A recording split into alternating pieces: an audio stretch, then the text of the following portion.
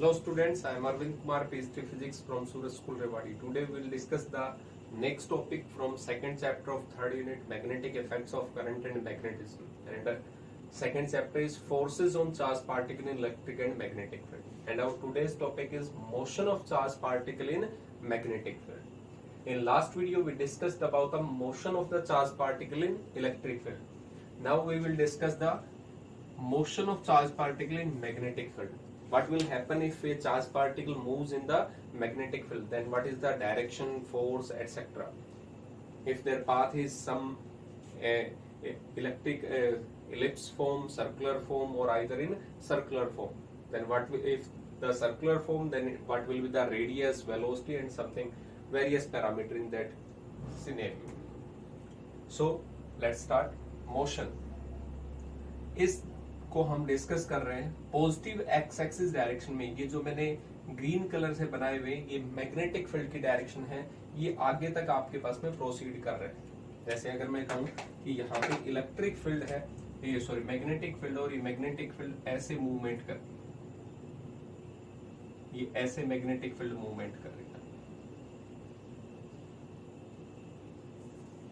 ठीक है, magnetic field है।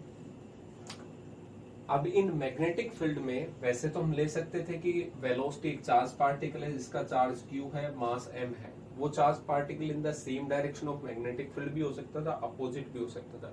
बट सारे सिनेरियो को डिस्कस करने के लिए, क्योंकि आगे जाके इंपॉर्टेंट पॉइंट बनने वाला है, इसलिए हमने स्टार्टिंग में लिया कि charge particle parallel anti parallel में मूव नहीं कर रहा, ये कुछ एंगल पे मूवमेंट कर रहा है। तो एंगल पे अगर ये मूवमेंट करेगा तो क्या इफेक्ट होगा आगे, तो इसलिए मैंने मान लिया कि ये पॉजिटिव एक्स एक्सिस डायरेक्शन है, वो डायरेक्शन ऑफ मैग्नेटिक फील्ड है। तो जो चार्ज पार्टिकल मूवमेंट कर रहा था वो मैग्नेटिक फील्ड से थीटा एंगल बना रहा है वेलोसिटी का। कितना है? थीटा एंगल फॉर्मेशन कर रहा है यहाँ पे। तो यहाँ पे अगर हम डिस्कस करें तो ये वेलोसिटी जो होती है v है, तो इसको मैं रिजोल्व कर सकता हूँ दो पार्ट में, ताकि हम आसानी से देख सके कि यहाँ पे इफेक्ट क्या होगा। एक्चुअल में v वेलोसिटी है, लेकिन मैंने इसको रिजोल्व किया हॉरिजॉन्टल डायरेक्शन में, तो कितना आएगा? v cos theta. और अगर वर्टिकल डायरेक्शन में देखा जाए तो वर्टिकल डायरेक्शन में कितना आएगा? v2 is equal to v sine theta. यानी हम अगर कहीं पे v2 लिख रहे हैं, इसका मतलब परपेंडिकुलर कंपोनेंट ऑफ वेलोसिटी है फ्रॉम द मैग्नेटिक फील्ड, और v1 लिख रहे हैं तो इसका मतलब हॉरिजॉन्टल कंपोनेंट ऑफ वेलोसिटी है इन the direction of magnetic field की जिधर होगा। तो अगर कोई ये पूछे कि v1 और मैग्नेटिक फील्ड के बीच में एंगल कितना है, तो कितना होगा? मैग्नेटिक फील्ड की डायरेक्शन भी पॉजिटिव एक्स एक्सिस है, v1 की भी यही है, तो कितना एंगल होगा? 0। और कोई आपसे पूछे v2 और मैग्नेटिक फील्ड में, तो v2 की डायरेक्शन क्या है? परपेंडिकुलर, दैट मींस एंगल कितना होगा? 90 डिग्री। अब हम फोर्स के बारे में पढ़ चुके हैं मैग्नेटिक फील्ड में, वही फोर्स अप्लाई कर रहे हैं। सबसे पहले मैं ले रहा हूं हॉरिजॉन्टल मोशन के बारे में, यानी हॉरिजॉन्टल के बारे में देख रहे हैं, उसके बाद में देखेंगे वर्टिकल का। हॉरिजॉन्टल मोशन तो रिजोल्व किया हमने वेलोसिटी को, v1 इज इक्वल टू कितना है? v cos theta. कोई डायरेक्शन पूछे तो पॉजिटिव एक्स एक्सिस आई कैप लिख सकते हैं हम आगे, बट यहाँ पे मैग्नीट्यूड देख रहे हैं, कितनी डायरेक्शन लगेगा, कितना फोर्स लगेगा। So force on charge particle, force on q due to m, sorry p, magnetic field. तो फोर्स का फॉर्मूला हमें पता था, F1 ही नाम दे देते हैं। दो फोर्स लगेंगे, जब आपने इसको दो पार्ट में रिजोल्व किया तो देख रहे हैं कितना फोर्स लगेगा। तो F1 इज इक्वल टू कितना होता है? Q V क्रॉस B, लेकिन यहाँ पे वेलोसिटी का कौन सा कंपोनेंट है? V1 cross B। अब हमें एंगल, जब क्रॉस प्रोडक्ट को ओपन करते हैं तो यहाँ पे वेलोसिटी v1 और मैग्नेटिक फील्ड के बीच का एंगल होगा। तो यहाँ पे F1 कोई पूछे तो कितना लिखेंगे? Q v1। अभी तक मैंने इस v1 ही लिखा, v कोस थीटा नहीं लिख रहे। v1 और b के बीच में जो एंगल था, एक्सपेंड करेंगे तो a क्रॉस b को a b साइन थीटा, तो v1 b और ये साइन थीटा। अब एंगल v1 और b के बीच में कितना था? v1 और b के बीच में 0 डिग्री, तो यहाँ पे कितना पुट कर दिया? 0। अब साइन 0 कितना होता है? 0। So F1 will be equal to 0। अगर फोर्स 0 है तो फोर्स की वैल्यू होती है मास इनटू में एक्सेलरेशन। ये फोर्स किधर की बात कर रहे थे? हॉरिजॉन्टल डायरेक्शन या जो भी लग रहा था, तो इसका मतलब यहाँ पे एक्सेलरेशन जो होगा, मास तो 0 नहीं हो सकता, एक्सेलरेशन कितना होगा? 0। और एक्सेलरेशन 0 है तो इसका मतलब वेलोसिटी जो होगी वो कितनी होगी? कांस्टेंट। यानी कि इस वेलोसिटी को जो कुछ एंगल पे था उसका एक पार्ट हमने लिया हॉरिजॉन्टल डायरेक्शन में इन the direction of magnetic field, तो उसकी वजह से कोई फोर्स एक्ट नहीं कर रहा चार्ज पार्टिकल पे, तो एक्ट नहीं कर रहा, तो इसका मतलब उसकी वेलोसिटी क्या रहेगी, सेम। इसका मतलब ये कहीं तक भी मूव करे, इसकी वेलोसिटी अगर यहाँ पे 5 मीटर पर सेकंड थी हॉरिजॉन्टल डायरेक्शन में, तो हर पॉइंट पे कितनी होगी, 5 मीटर पर सेकंड, ना इंक्रीज होगी ना डिक्रीज होगी, क्योंकि फोर्स जो लग रहा है वो कितना लग रहा है, 0। क्योंकि आपको पहले भी जब F equal to q V cross B last chapter में हमने पढ़ा था, तो इसका मतलब वहां पे बताया था अगर कोई charge particle in the direction of magnetic field और in opposite direction of magnetic field अगर मूवमेंट करेगा तो उस पर फोर्स कितना लगेगा, 0। तो यहाँ पे अगर इस वेलोसिटी के हिसाब से जा रहे हैं तो हमने इन the direction of magnetic field की डायरेक्शन में मूवमेंट कर रहे हैं, इसका मतलब वहां पे फोर्स जो होगा वो कितना लगेगा, 0। और फोर्स 0 है तो एक्सेलरेशन 0, और एक्सेलरेशन 0 था तो इसका मतलब इसकी वेलोसिटी के मैग्नीट्यूड में कोई भी चेंज नहीं होगा। तो यहाँ पे मैग्नीट्यूड जो होगा हॉरिजॉन्टल का वो हमेशा कितना रहेगा, v1 ही रहेगा। तो ये तो था हॉरिजॉन्टल के बारे में। नेक्स्ट अगर मैं कहूँ कि वर्टिकल की बात कर लेते हैं, क्योंकि यहाँ पे तो दोनों के इफेक्ट की वजह से होगा ना v, तो क्योंकि यहाँ पे तो हम कंपोनेंट की बात कर रहे हैं, जब दोनों को कंबाइन करेंगे that will be the actual path.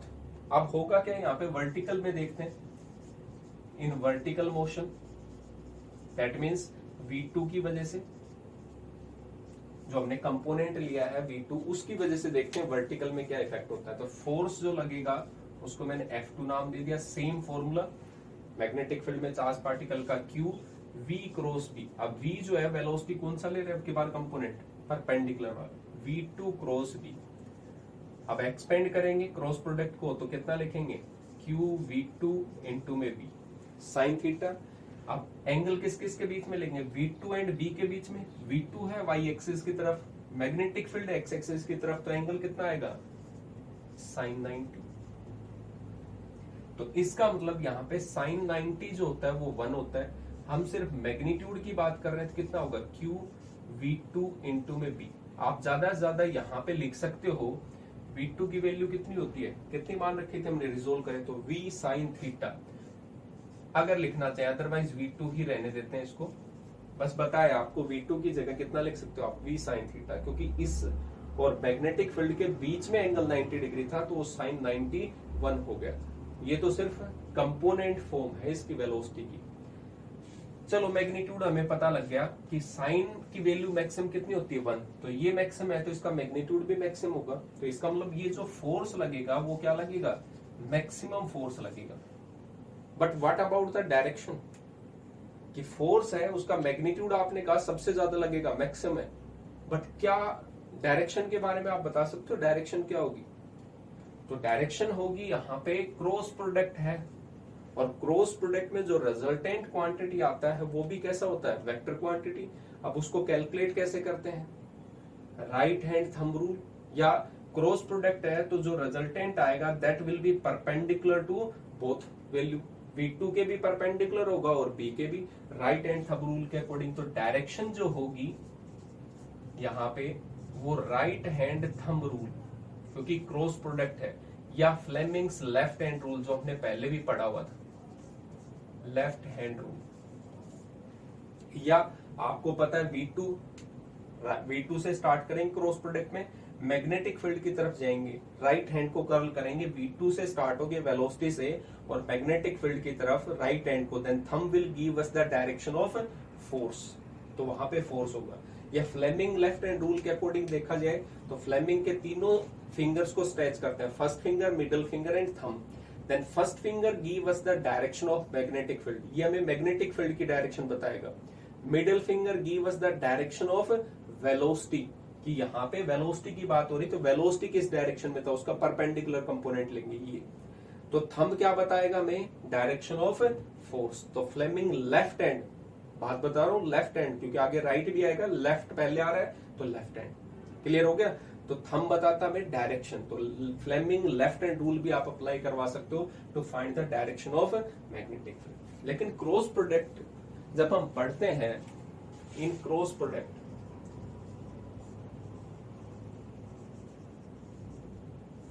Product में जैसे मैं लिखता हूं R is equal to A cross B, तो वहां पे ये जो रिजल्टेंट होगा इसकी डायरेक्शन होगी वो राइट एंड थंब रूल के अकॉर्डिंग, जैसे ये ए था ये बी है, तो जैसे हम ए क्रॉस बी करते थे, ए से और बी की तरफ जाते थे, तो थंब जो था वो मार्कर था।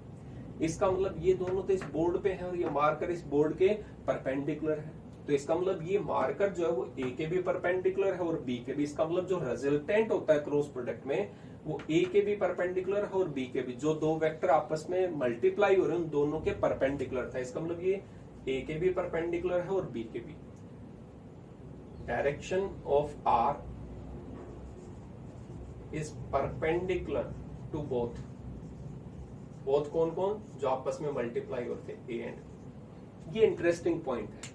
इसका मतलब यहां पे जो फोर्स होगा F2 वो परपेंडिकुलर होगा V2 और B के भी। जैसे यहां से डायरेक्शन देखें तो ये V2 था परपेंडिकुलर, मैं मैग्नेटिक फील्ड की डायरेक्शन में आ रहा हूं राइट एंड थंब रूल के अकॉर्डिंग स्मॉलर एंगल के थ्रू। ये तो ये क्या होगा, थंब जो होगा वो किधर जा रहा है? बोर्ड के इनसाइड में। अब बोर्ड के इनसाइड में V2 के भी परपेंडिकुलर है 90 डिग्री एंगल, मैग्नेटिक फील्ड के भी परपेंडिकुलर है। इसका मतलब ये परपेंडिकुलर फोर्स लग रहा है। और इंटरेस्टिंग पॉइंट, अगर कहीं पे हम जा रहे हैं ऐसे मूवमेंट कर रहे थे और कोई परपेंडिकुलर फोर्स आ रहा है तो आपके मैग्नीट्यूड ऑफ वेलोसिटी में कोई चेंज नहीं होगा, सिर्फ क्या होगा? डायरेक्शन। सिर्फ डायरेक्शन चेंज होती है। जैसे हम सर्कुलर पाथ में मूवमेंट करते हैं तो उसमें सेंट्रीपिटल फोर्स किधर लगता है? Towards the centre. तो इसका मतलब हम इस पॉइंट पे थे, ये इस डायरेक्शन में, यहां पे जाते इधर, तो ये एंगल कितना बनेगा? 90 डिग्री। कहीं पे भी होते तो सेंट्रीपिटल फोर्स टुवर्ड्स सेंटर लगता, टेंजेंट की डायरेक्शन में देखें तो 90 डिग्री एंगल होता है। इसका मतलब ये सेंट्रीपिटल फोर्स है बेसिकली। जो परपेंडिकुलर फोर्स होता है वो कैसा होता है? सेंट्रीपिटल, क्योंकि वो मैग्नीट्यूड में तो चेंज कर नहीं सकता, सिर्फ क्या करता है? कंटिन्यूसली डायरेक्शन चेंज करता है। और डायरेक्शन चेंज करना मतलब सेंट्रीपिटल फोर्स। तो इसका मतलब ये जो F2 फोर्स है ये किसकी तरह बिहेव करेगा? सेंट्रीपिटल फोर्स की तरह। अब जब सेंट्रीपिटल फोर्स है जो डायरेक्शन चेंज करेगा तो इसका मतलब ये कंटिन्यूसली पाथ को चेंज करता रहेगा। और जो फर्स्ट फोर्स था, क्योंकि इस पे तो दोनों एक साथ लग रहे होंगे कंबाइंड, इसको हमने जब रिजोल्व किया तो ये कह रहा है कोई चेंज नहीं, आगे की तरफ चलता रहेगा, इस पे कोई इफेक्ट नहीं है। और ये परपेंडिकुलर कंपोनेंट क्या कह रहा है? यहाँ पे सेंट्रीपिटल फोर्स लगेगा तो सर्कुलर पाथ में चलेगा। तो यहाँ पे so F2 will behave as centripetal force. किसकी तरह बिहेव करेगा? सेंट्रीपिटल फोर्स की तरह। So path becomes circular.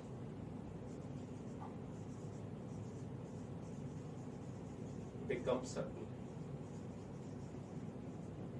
अब आया इंटरेस्टिंग पॉइंट, क्या कि जो पहला फोर्स था जो हॉरिजॉन्टल डायरेक्शन में वेलोसिटी थी वो कह रहा है कि सेम डायरेक्शन में चलना है। इसका मतलब इसके अकॉर्डिंग तो स्ट्रेट पाथ आएगा।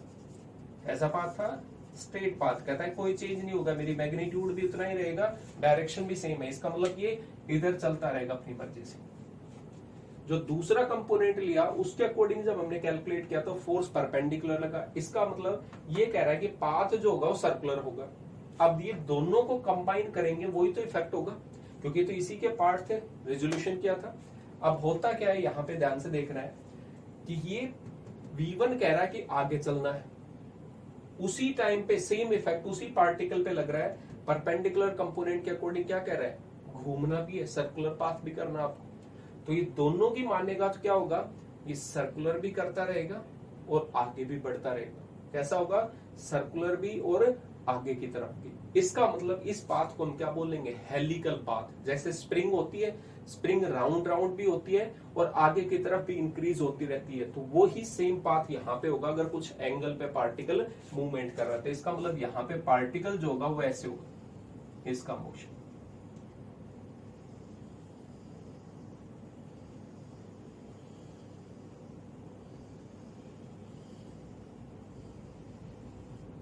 ये ऐसे चलता रहेगा।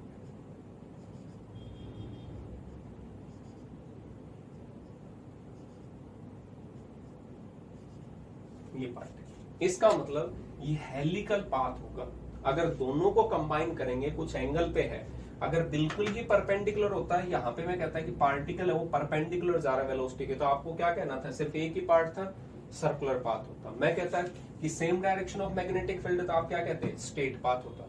लेकिन कुछ एंगल पे अगर जा रहा है पार्टिकल कुछ वेलोसिटी से in magnetic field, then path will be helical path. तो यहाँ पे पाथ जो होगा वो कैसा होगा, हेलिकल पाथ होगा।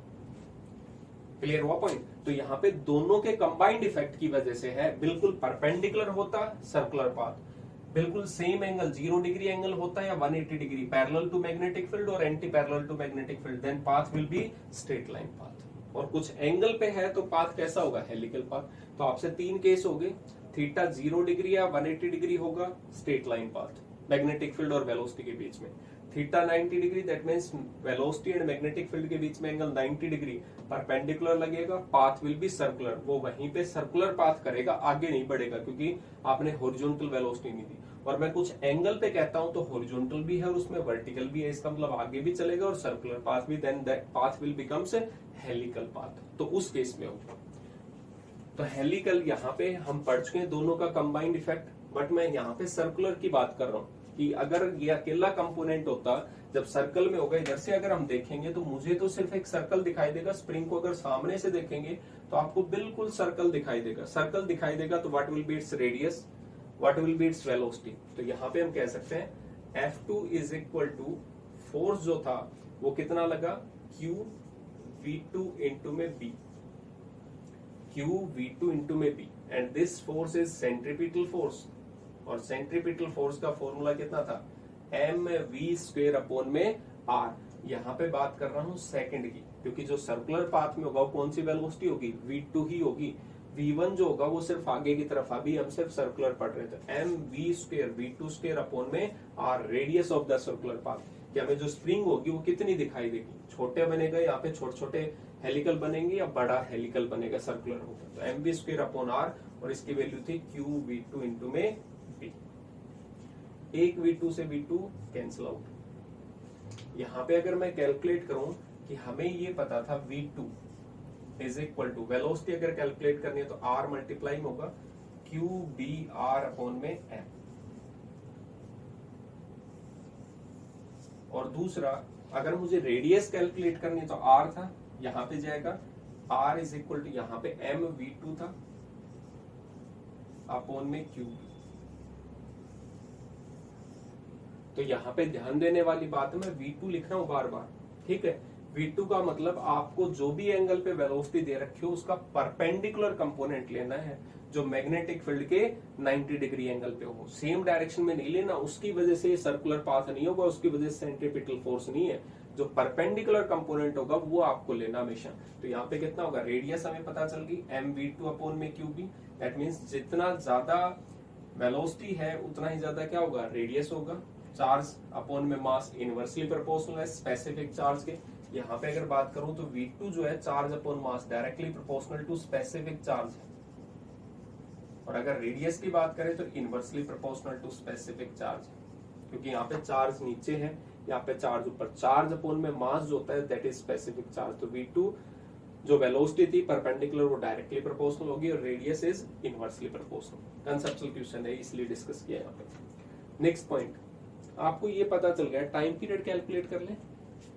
सो टाइम पीरियड क्या होता है, यहां से हमने चलना स्टार्ट किया, एक राउंड लिया हमने कंप्लीट, यहां से चलना स्टार्ट किया, ऐसे राउंड राउंड सेव करके सर्कुलर पाथ में वापस उसी पॉइंट पे आ गए। Time taken to complete one circular motion या one complete oscillation is called time period. तो टाइम पीरियड का फॉर्मूला आपको बहुत सिंपल बता रखा है, क्या था, डिस्टेंस अपॉन में वेलोसिटी। अब आप कहोगे सर वेलोसिटी कौन सी वेलोसिटी आपको सर्कुलर पाथ में लेके जा रही है, परपेंडिकुलर, दैट मींस v2। तो यहाँ पे वेलोसिटी कौन सी लेंगे, v2। टाइम डिस्टेंस कितनी होगी, एक राउंड, एक सर्कुलर पाथ पूरा करोगे तो कितना होगा, 2 पाई r। तो यहाँ पे कितना होगा, 2 पाई r अपॉन में वेलोसिटी v2। या तो v2 की वैल्यू पुट कर दो या रेडियस की वैल्यू पुट कर दो, आपको जो अच्छा लगे। तो मैंने यहां से पुट किया 2 पाई अपॉन में v2 था, रेडियस की वैल्यू मुझे पता थी mv2 अपॉन में qp। v2 से v2 cancel out, so time period will be becomes 2 pi m upon में qp। यहां पे इंटरेस्टिंग पॉइंट है, ध्यान से नोट डाउन करेंगे। Time period it is independent on independent on radius and velocity, कि जो टाइम पीरियड होता है ना तो वो रेडियस है इसमें ना ही वेलोसिटी, इसका मतलब टाइम पीरियड फिक्स रहेगा। आप एक राउंड ले रहे हो तब भी उतना ही टाइम, सेकंड राउंड ले रहे हो तब भी उतना ही। ये वेलोसिटी और रेडियस के ऊपर डिपेंड नहीं करता। हमारा नेक्स्ट टॉपिक इस पे ऊपर डिपेंडेंट है, साइक्लोट्रॉन। इसका मतलब यहाँ पे जब हम राउंड ले रहे हैं तो उसकी रेडियस और वेलोसिटी पे डिपेंड नहीं कर रहा। ध्यान से देखें, रेडियस ज्यादा होगी तो उसकी वेलोसिटी भी ज्यादा होगी।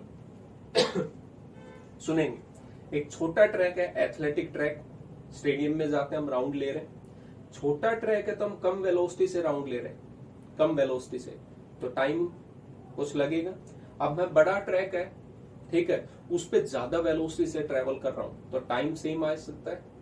यही केस यहाँ पे, आप रेडियस को इंक्रीज कर रहे हो, बड़ा ट्रैक कर रहे हो, तो वेलोसिटी भी उतने ही प्रोपोर्शन से इंक्रीज हो रही है। तो इसका मतलब वेलोसिटी ज्यादा, रेडियस भी ज्यादा, तो टाइम उतना ही लगेगा। रेडियस कम है, छोटा ट्रैक है, तो आप बहुत स्लो स्पीड से दौड़ रहे हो, तो इसका मतलब टाइम तो क्या लगेगा, सेम लगेगा।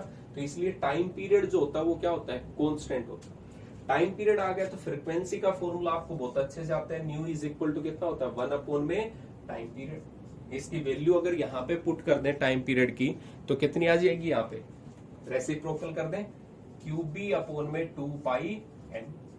इसका मतलब फ्रीक्वेंसी भी आ गई। एंगुलर फ्रीक्वेंसी भी आप कैलकुलेट कर सकते हो। एंगुलर फ्रीक्वेंसी क्या होती है, omega is equal to 2π into में न्यू।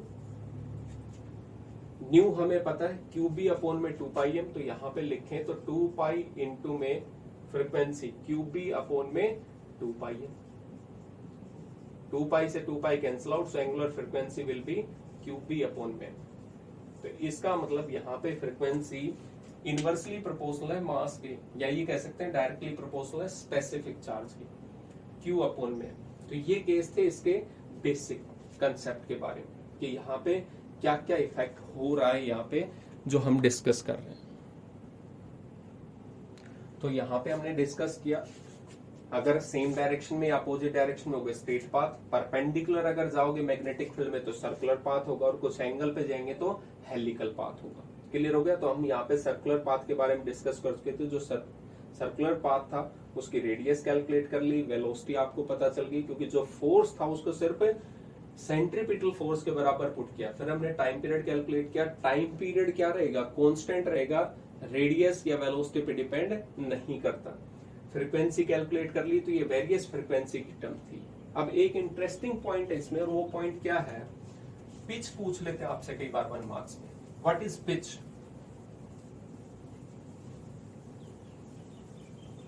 आपसे क्या पूछेंगे, पिच। आपने एक 11th में एक एक्सपेरिमेंट भी किया होगा जो हम स्क्रू गेज से करते हैं। स्क्रू गेज में भी हमने पिच कैलकुलेट किया था। तो पिच क्या होता है बेसिकली वो समझते हैं।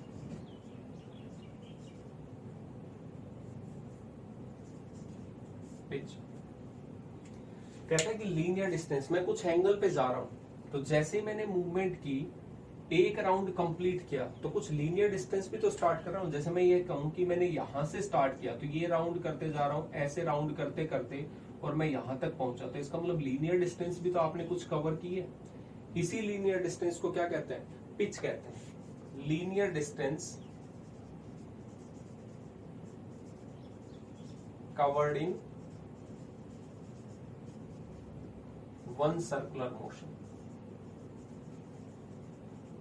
जैसे सिंपल एग्जांपल हम लें, स्प्रिंग है, स्प्रिंग में आप राउंड शेप करते जा रहे हो। मैंने यहां से स्टार्ट किया, कुछ एंगल पे जाओगे तो दोनों मोशन होंगे। यहां से हमें आगे भी चलते जाना है और घूमते भी आना है। तो यहां से चलना स्टार्ट किया, ऐसे घूम के मैं यहां तक पहुंच गया। तो यहीं से स्टार्ट किया था, एक राउंड लिया, तब तक आपने लीनियर डिस्टेंस कितनी ट्रेवल कर ली, that linear distance is called pitch. इसी को हम पिच के नाम से बोलते हैं। तो पिच की अगर कैलकुलेशन करने के लिए कहा जाए तो आप कैसे कैलकुलेट करोगे, पिच मतलब लीनियर डिस्टेंस है। यहाँ पे अगर बात करें velocity equal to distance upon में टाइम, तो आपसे डिस्टेंस पूछ रहा है बेसिकली। तो डिस्टेंस कैसे लिख सकते हैं हम, distance equal to velocity into में टाइम। आप डिस्टेंस देखते हैं, वेलोसिटी हमें पता है कि आके आप कौन सी वेलोसिटी की वजह से जा रहे हो, फॉरवर्ड में, क्योंकि अगर ये v1 नहीं होता तो आप वहीं पे खड़े होके सर्कुलर मोशन कर रहे होते। v1 की वजह से आगे बढ़ रहे हो, तो कौन सी वेलोसिटी आपको लीनियर डिस्टेंस ट्रेवल करवा रही है, v1। तो यहाँ पे क्या होगा, v1। अब टाइम कितना ले, इसी में है सब कुछ। 1 सर्कुलर मोशन, एक राउंड कंप्लीट करने में टाइम कितना लेंगे, टाइम पीरियड के बराबर, वो भी हमने कैलकुलेट कर रखा है। तो इसका मतलब v1 इंटू में कितना होगा, टाइम पीरियड, वेलोसिटी इंटू में टाइम पीरियड। तो वेलोसिटी की वैल्यू हॉरिजॉन्टल वाली लेनी है, v cos थीटा। कभी पिच कैलकुलेट करते हैं तो मैग्नेटिक फील्ड की डायरेक्शन में जो कंपोनेंट होगा वेलोसिटी का वो लेना है। और टाइम पीरियड की वैल्यू हमें पता है 2 पाई m अपॉन में q, that will be the pitch of helical path. 1 marks का क्वेश्चन पूछा जा सकता था, इसलिए डिस्कस किया पिच क्या होता है, तो पिच भी कैलकुलेट कर सकते हैं। लेकिन यहाँ पे जो ज्यादा आपको फोकस करना है वो सिर्फ ये करना है कि परपेंडिकुलर डायरेक्शन में मैग्नेटिक फील्ड में इंटर करता है तो पाथ कैसा होता है, सर्कुलर होता है। क्योंकि हमारा जो 90% टॉपिक होगा वो परपेंडिकुलर पे डिपेंडेंट होगा कि perpendicularly charge particle is entering in a magnetic field, तो वहां पे हमेशा सर्कुलर पाथ और सारे वो फॉर्मूला वहां पे अप्लीकेबल होंगे। तो इसके एक बार प्रैक्टिस करेंगे, अच्छे से इसको रिवाइज करेंगे, क्योंकि ये बेस है पूरे इस चैप्टर का, फोर्सेस का इन मैग्नेटिक फील्ड, क्योंकि मैग्नेटिक फील्ड डिस्कस कर रहे हैं। तो इसको एक बार बहुत अच्छे से रिवाइज करेंगे, उसके बाद में हम नेक्स्ट टॉपिक डिस्कस करेंगे। Thank you.